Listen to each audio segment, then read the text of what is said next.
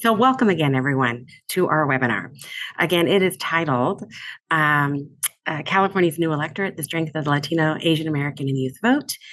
In the chat, you will see that I have a link to the report that we're going to be giving highlights from today, as well as a link to the full webinar series. So if you haven't joined us before for this particular series, you can learn about it at that link in the chat, as well as visit any of the videos as they are posted.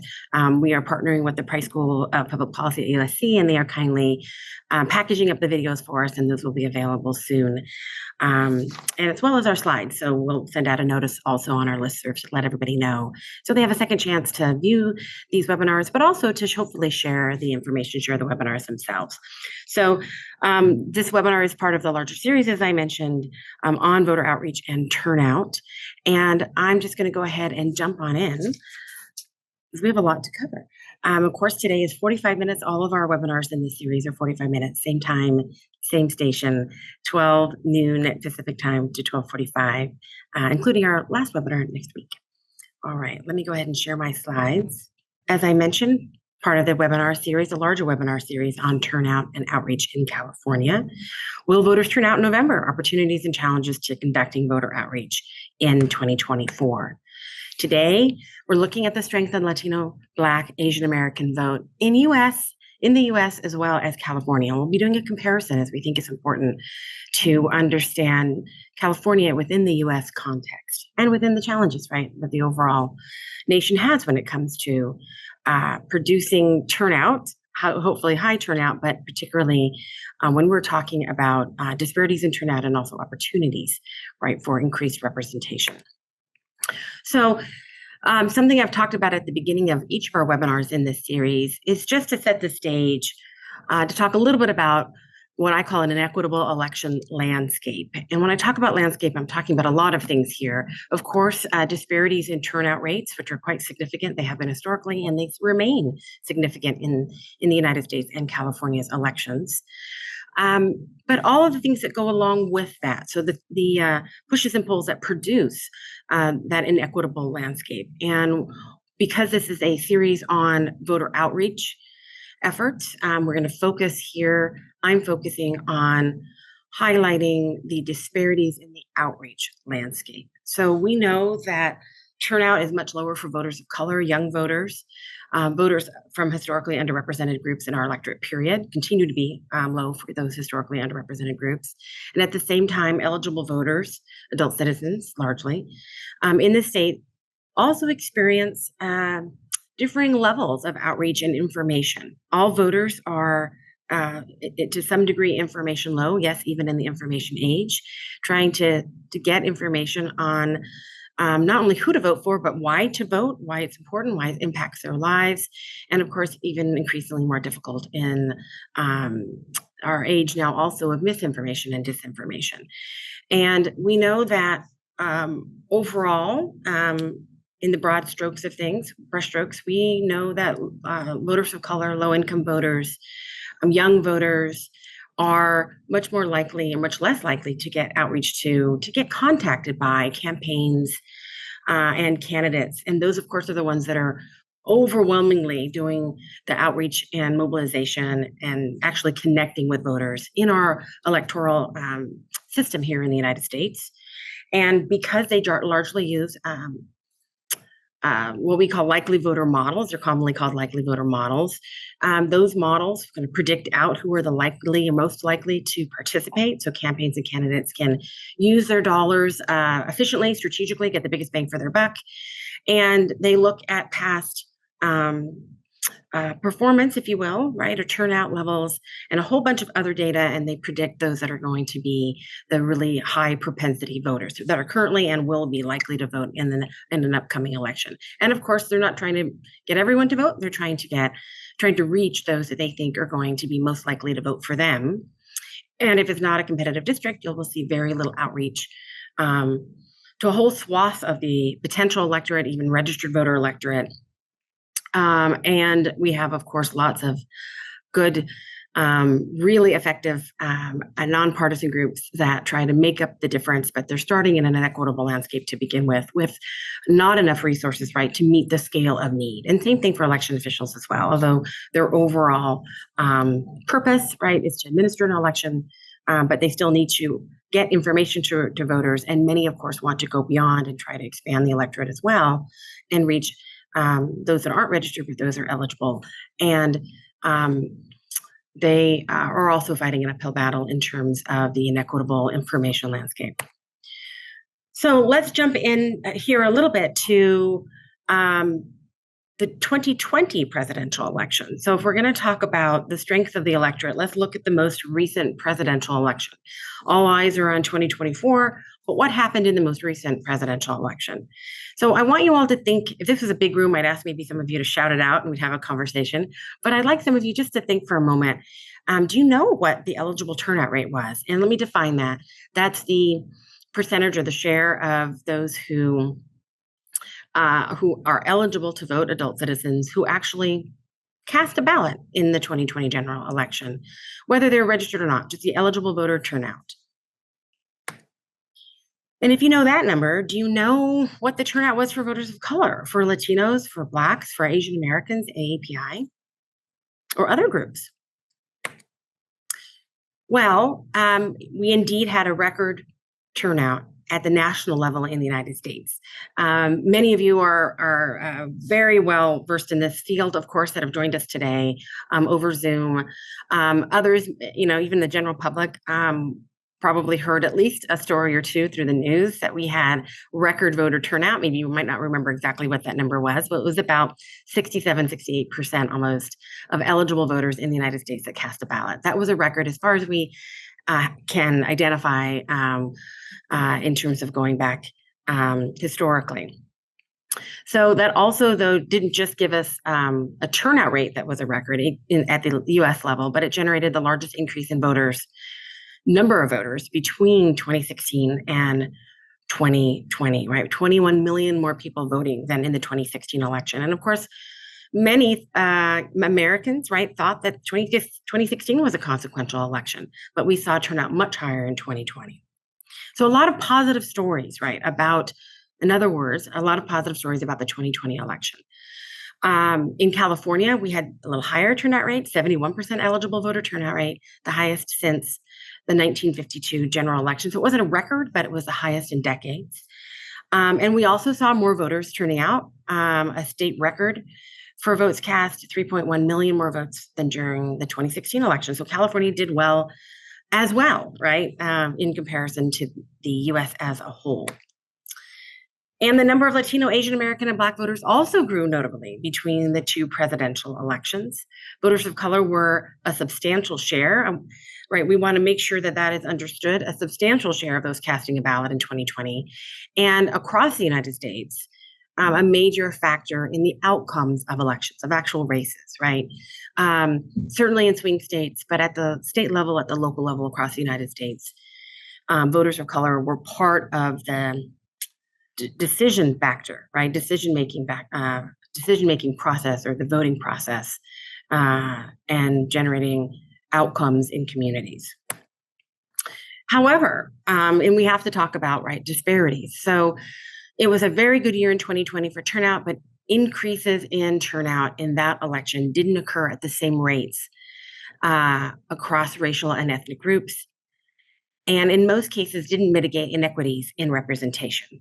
And what I mean there, I mean two things. So there are the turnout rates, right? So we're talking about here first is the gaps across groups. So white voters having, for instance, higher eligible turnout rates than voters of color, or older voters senior voters having turnout rates much, much higher than youth voters age 18 to 24.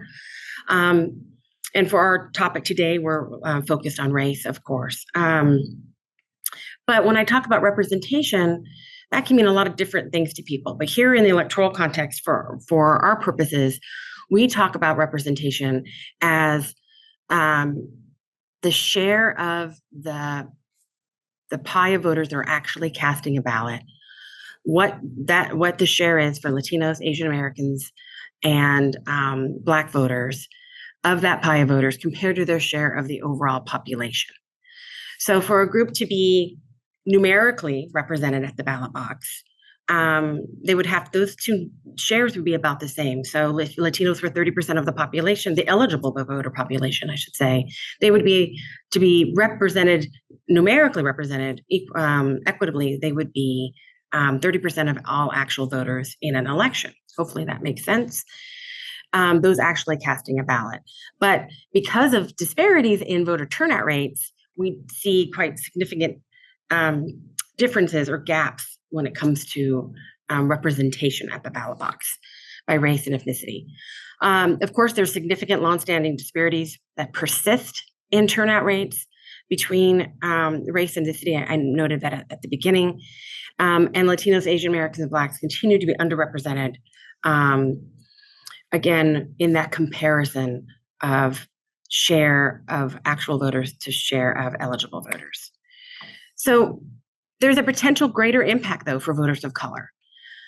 Combined, Latinos, Asian Americans, and Black voters comprise 22.5% of voters casting a ballot, but nearly 30% of those eligible to vote. So that's that right representation gap.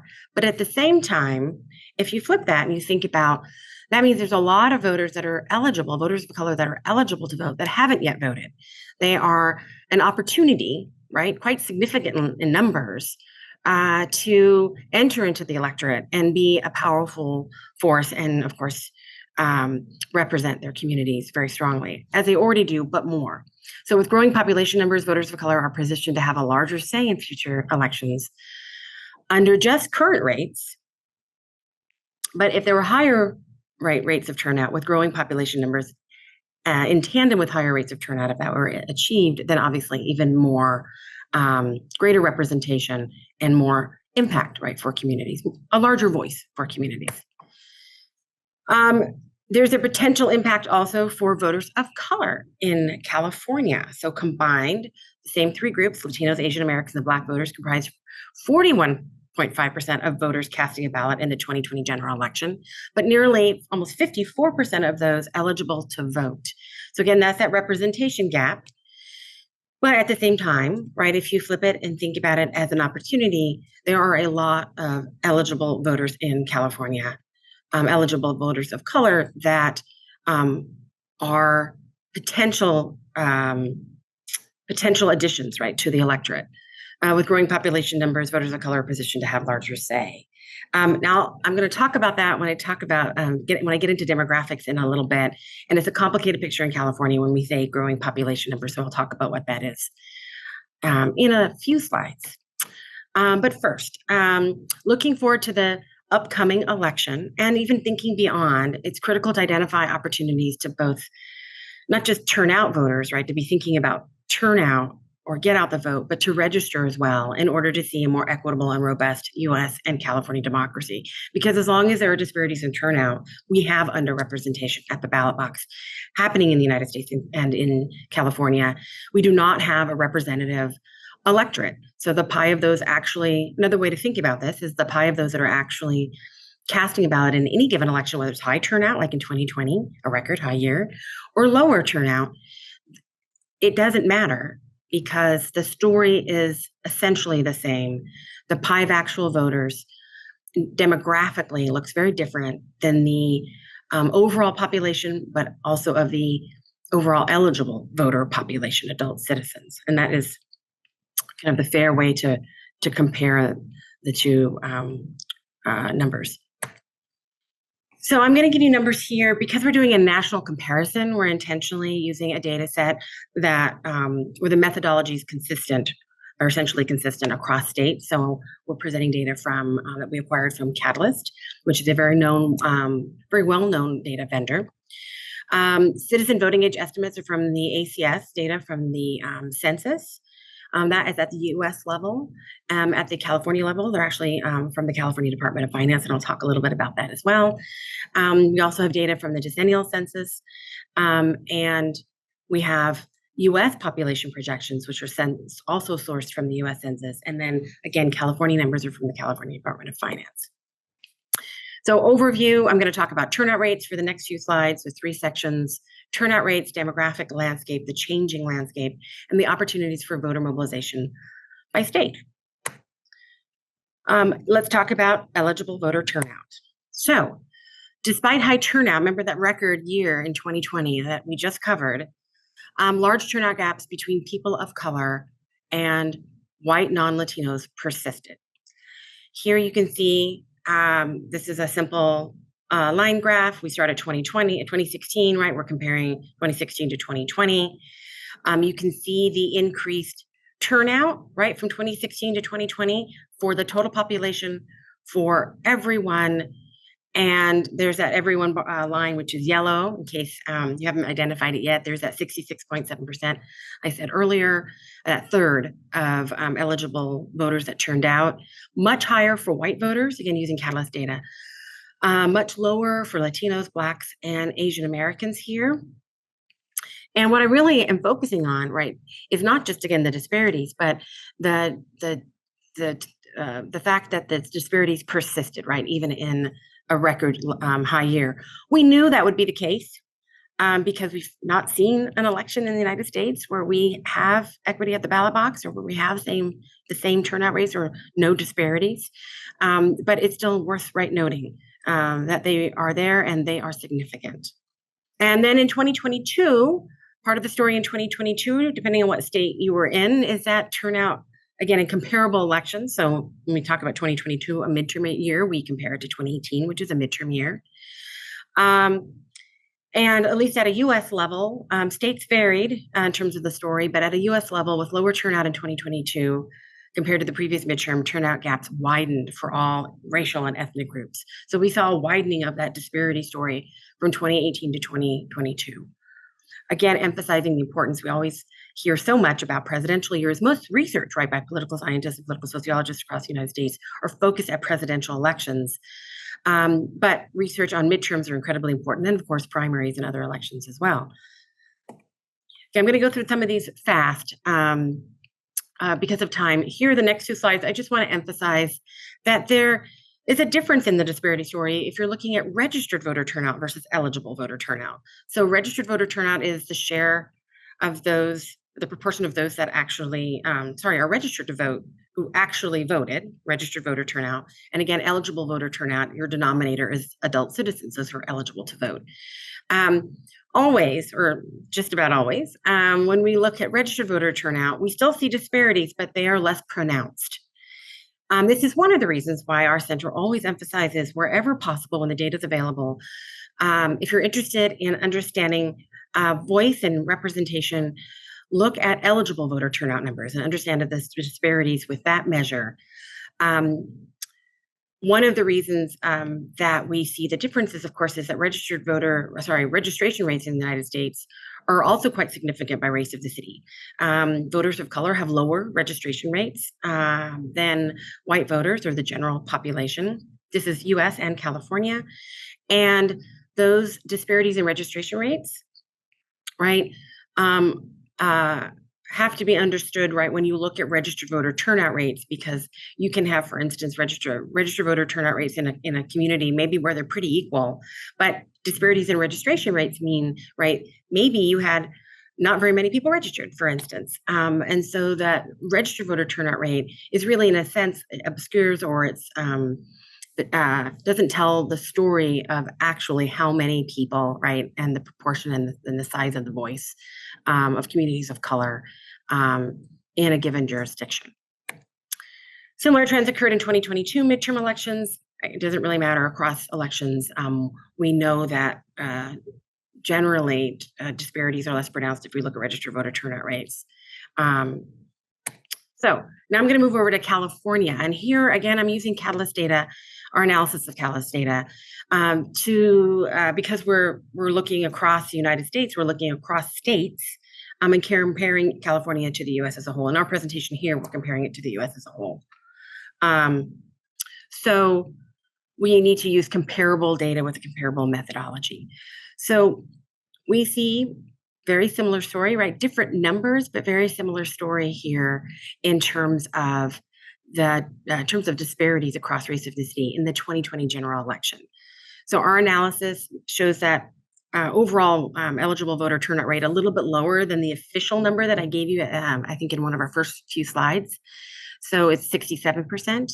But again, comparing apples to apples, if you will, in terms of the methodological approach, 78% for white, Latino 55, Black 56, and Asian American 52. Now, if you've been on other presentations that I've given, you know that I talk quite often about the reliability of identifying race, ethnicity out of the voter file. So these are obviously estimates from the voter file. Anytime you do imputation, whether it's from CID, whether it's Catalyst, whether it's another data source, there are cautions that need to be understood, particularly for Black voters.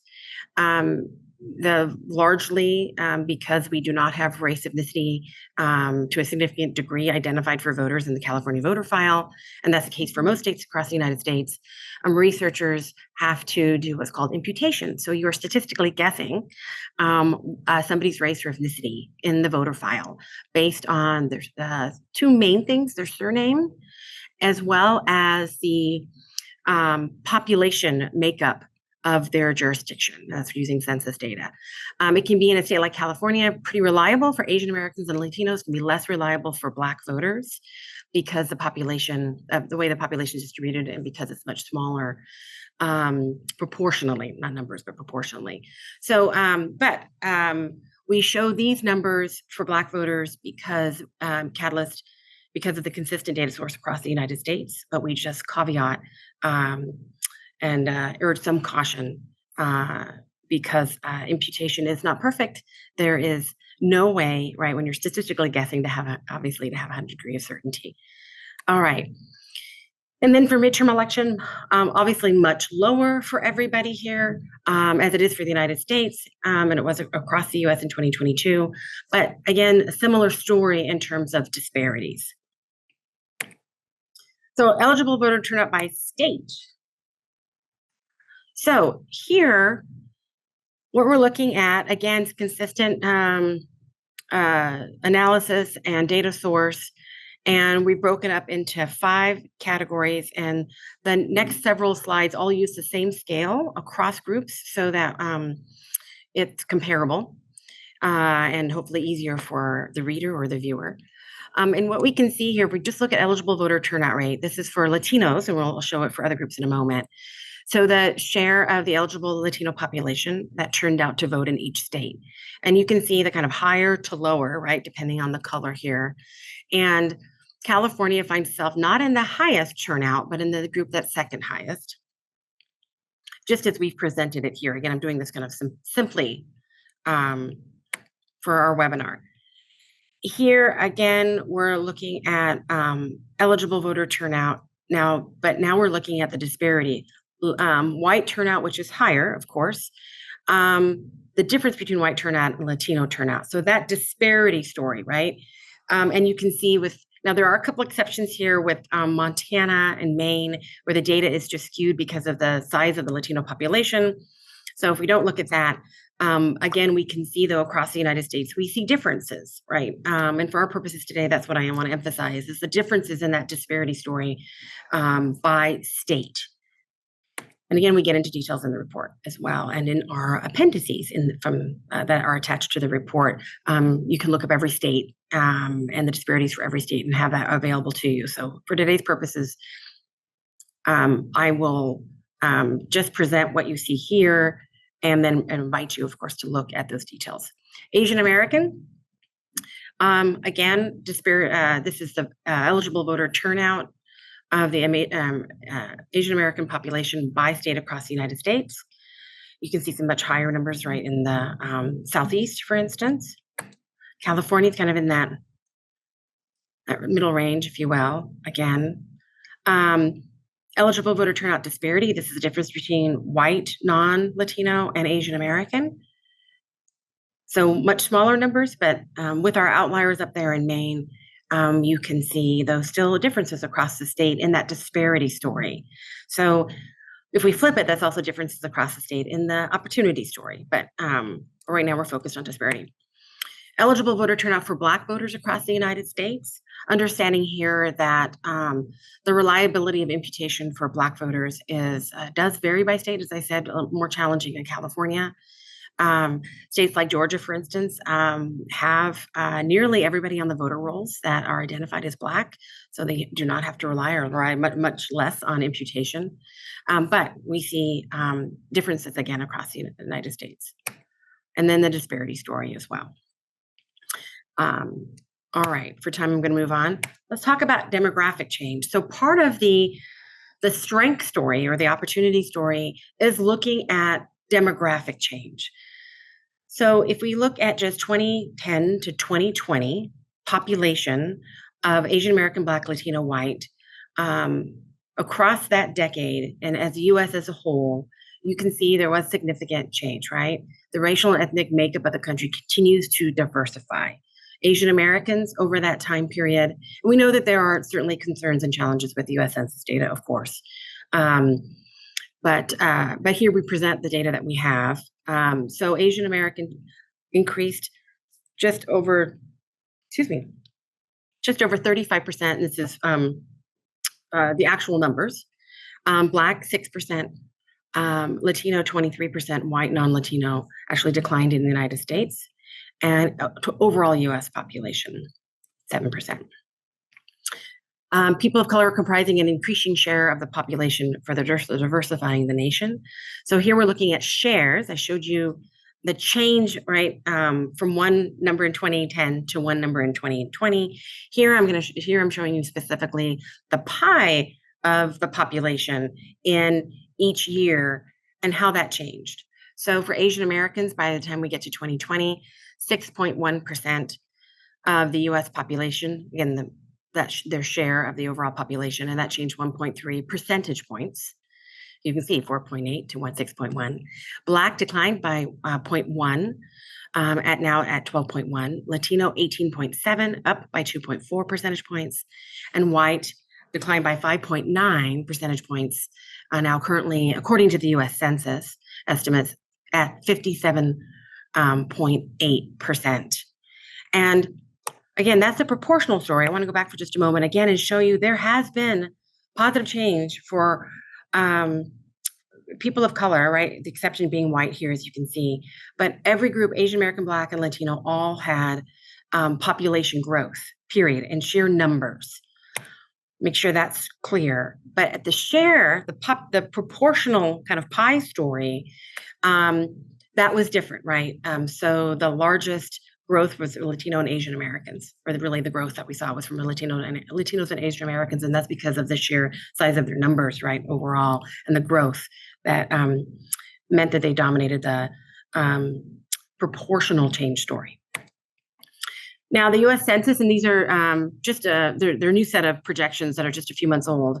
So the U.S. Census projects that by 2045, white non-Latinos, their share of the population will drop to 50%, while people of color will represent larger shares. So again, on the left, far left, 2025, those are the numbers very similar to what I just gave you. And then you can see the projected change over time. Of course, projections are only as good as the formulas that they're based on, right? There's assumptions in terms of fertility rates and death rates. Immigration policy changes, right, could impact this as well. And the U.S. Census has caveated their projections as they've released them. I welcome you to take a look at those. But here you can see the change, right, in the United States, becoming more people of color, higher proportion of color, and a smaller proportion white. Now let's talk about the eligible voter population, which is adult citizens. Now, when we talk about voting, we have to understand, right, that there can be differences. We have to be looking at the eligible voter population and understand the change in time specific to that population and the proportional story by race and ethnicity within that population. So here from 2010 to 2020, again, for time, I'm just going to have you focus on the far right side where I highlighted. You can see that in every group, including white non-Latino, that there was a growth in from 2010 to 2020 in numbers, right? For the US as a whole, 11% growth in the eligible voter population, almost 39 for Asian American, 14.5 for Black. So yes, there's an increase, right, for Black eligible voters in the United States, Latino 51%. So we hear this story of very little change, or at least less change, and we know from the eligible voter population, it is growing substantially. And then eligible voters of color also increased their share of the overall eligible voter population, while the share of for white non-Latinos dropped. So here again, we're just going to look at 2020 for time. You can see that the share of the overall eligible voter population for Asian Americans, 4.5, 12.5 for Black, 12.8 for Latino, 67.6 for whites. Again, this is share, so the change over time, that very far right column, the percentage point change. A little less here, right, when we're looking at this, but 0.9, this is a proportional story, again, not sheer numbers, but 0.9, 0.4, 3.4 for Latino, and white in the proportional change story, their share again dropped. Let's now talk about California demographic change. So I think most of our viewers are from California, and we said this was going to be about California. I want to emphasize a couple of things here. So the data source that we're using here is from the California Department of Finance. And we're showing you two sets of numbers as we did for the US, total population growth and eligible voter population growth. And what we've done is, if you know our work for the last decade or so, the CID has made available estimates and projections for the California eligible voter population, adult citizens. And those are because of our partnership with the California Department of Finance. As they periodically, every year and periodically, put out population estimates and population projections. We worked with them to specifically create data for the eligible voter population, because if you use ACS data with its many challenges, but if you use American Community Survey data, product of the census, which is what you have to use if you want to look at adult citizens, and you want to look at a below state level, if you want to look by counties, for instance, there are a lot of challenges in using those data because they are ultimately survey data, and the error in those data can be quite significant at smaller populations. So having something that's homegrown from California provides us the ability to be able to look at a county level. So that being said, happy to answer more in the Q&A. But so we've got kind of apples to apples here in California, looking at estimates from the same source, hopefully that's clear. So what we see, but now what I'm doing is I'm actually going to focus for time going forward, specifically on these charts, 2024 to 2040. And in our report, we don't show you these data yet because they were not yet available. So this is really just for our discussion, right? Advancing what we have in the report. Hopefully that's also clear. So from 2024 to 2040, where are we going? I just showed you this chart, the US projected total population. Now I'm going to show you, right, the projected total population for California. So Asian American, there is expected growth, right? 3.5% change, Black 2.8, Latino 2.4, white non-Latino 3.4, and other 3.7%. So it's going to grow. And there's a lot of conversation, right, about, the California population is not growing anymore. Now, granted, it depends on how you want to define growth. From that large of a time period, yes, it's fairly anemic growth. But there is growth, and growth for every group. So I want to make sure that's clear. But the racial and ethnic makeup of California's projected population will not diversify. And again, this is projected into the future, right?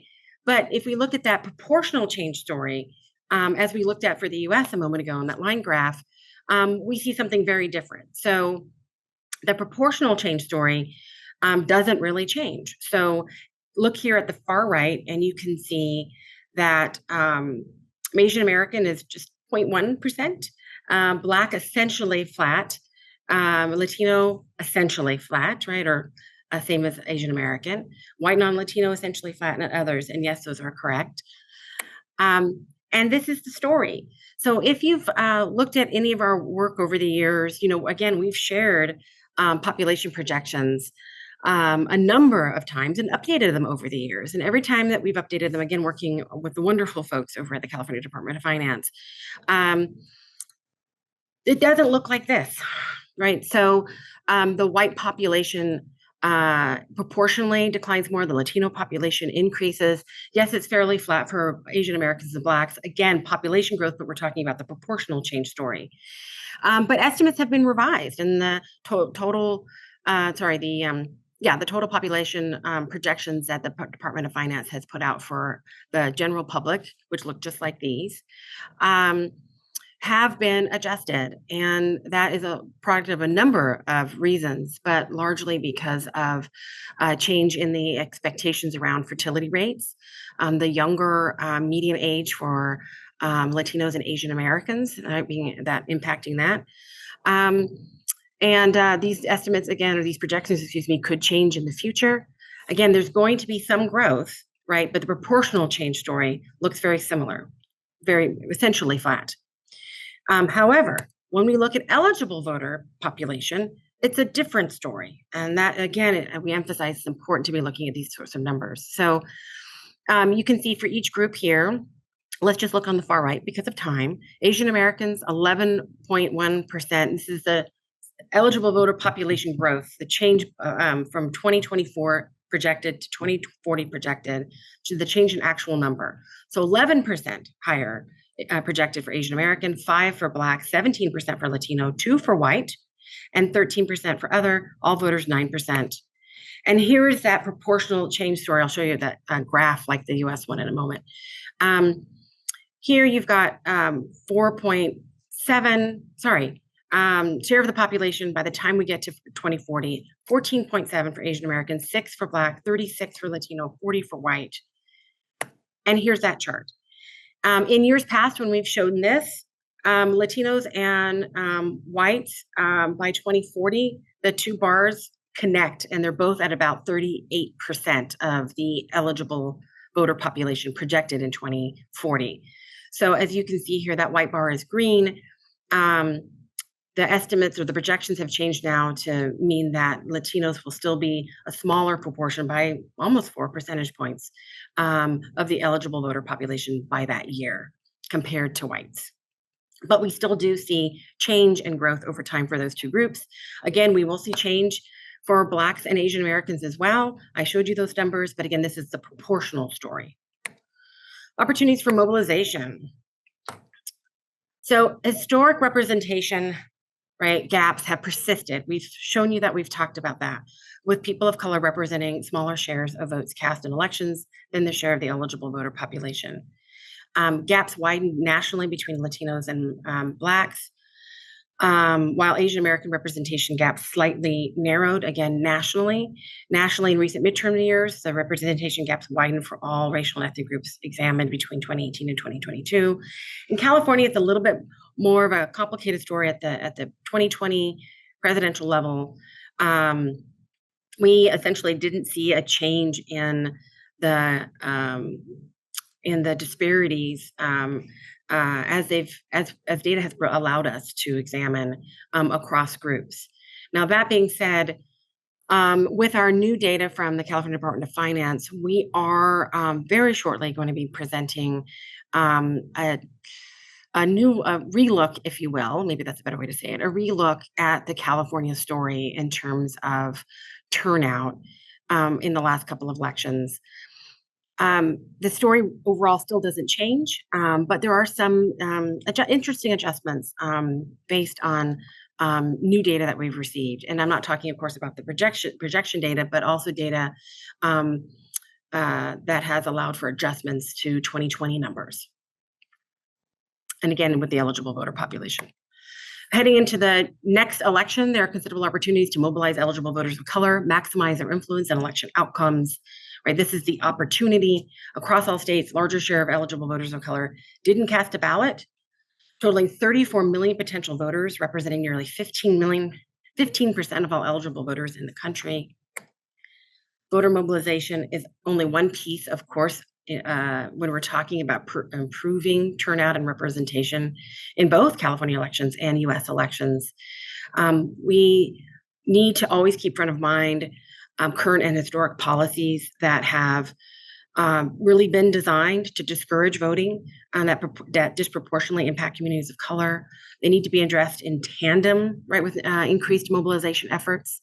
And that's why so much of the work that we've done with this series has focused on the last 3 webinars, right, and the reports that we've released have focused on understanding more about the California voter experience, what we can learn to help inform more aggressive, more accurate, more impactful voter mobilization efforts, again, considering that inequitable landscape that I talked about at the beginning, in order to potentially, right, move these numbers, to improve these numbers, and also considering the large opportunity with so many voters of color in California and nationally that are not voting but are eligible to vote.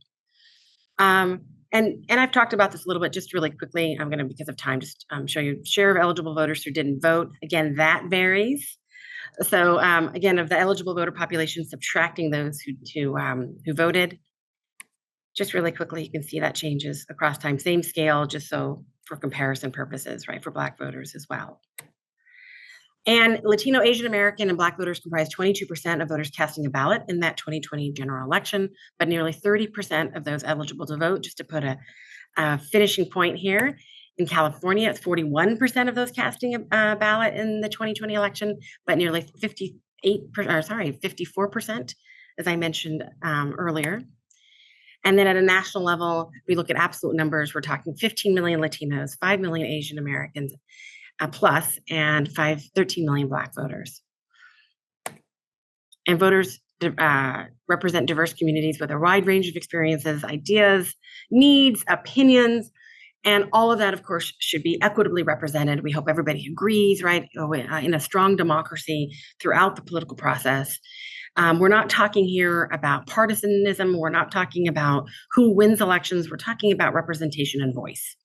Considerable opportunities to mobilize eligible voters of color are present, and to maximize their influence, right, for whatever their interests are at the local, to achieve whatever their interests are at the local and national level. And that brings us to one last slide. Greater and more sustained nonpartisan investments. Yes, of course, I have to talk about this before I can let any of you go. I started at the beginning talking about the scale of need when it comes to outreach and mobilization. We've talked a lot about numbers to show you that. We've talked about the opportunities, but yet those that would do that nonpartisan mobilization are underfunded. Election officials are underfunded in the United States by and large, and certainly community groups, nonpartisan groups, right, community groups, voter advocacy groups are under-resourced as well, and there needs to be sustained off the election cycle. As we know from research, that groups need not to just hear, right, 2 weeks before the election or even 2 months before the election, the case for voting needs to be made to counter all of those barriers that are present in our electoral system, that the investment needs to be off the election cycle. It needs to be continuing. And in tandem with addressing those historic and current policies that I mentioned that are barriers to voting, voters of color will need to, mobilizing voters of color to vote will not only increase their political power, but also create a more representative democracy, and ultimately, as democracy is supposed to be about outcomes, achieve better outcomes, better life chances among all Americans. Questions? I'm going to go ahead and stop sharing. Again, I welcome you to view our new electorate report that is available on our website. For those of you that joined potentially a little late, I'm going to put the information again in the chat, the links. One moment. There we go. If you join after something's in the chat, you're not going to see it. And all of the information, there's data for California in the appendices. Again, caveats significantly so for Black voter data, for the limitations. As researchers, we always emphasize that because of our requirement to do no harm. But at the same time, because this is a national study and we're using consistent data source, and for many, many states, voter numbers for Black voters are robust and highly reliable. We want to make sure that we provide an inclusive conversation, but we just ask that you consider the caveats. And also note that that last section that I covered here today, which was a overview of California's demographic change, projected change, those numbers are not in this report. They will be available soon through our website, through an additional report, but you can also get them on the slide deck that will be made available along with this recording. So all slide decks will be available. You don't have to sift through a recording. Let me see if I have, nope, I had a couple anonymous comment or two. Thank you very much in the chat. I don't think I have any questions. So I'm going to go ahead and close us out. Again, soon the recordings will be available for this and our other webinars. I thank everyone for joining us. Have a great rest of the day. Thank you for digesting all of that information very quickly. And hopefully we'll see you next week at our last webinar in this series. And again, go to our website to see all of the reports that we've been releasing recently. Thanks again.